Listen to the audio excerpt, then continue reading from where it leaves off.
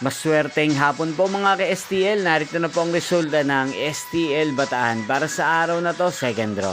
July 17, 2025, araw ng Huwebes.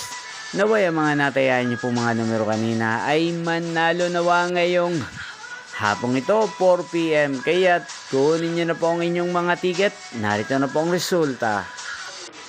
Ang mga numerong nanalo sa STL Bataan ngayong hapong ito, July 17, 2025, 4 PM, second draw. Result, 24 at 26 in exact order sa lahat po ng tumaya kanina sa STL Bataan.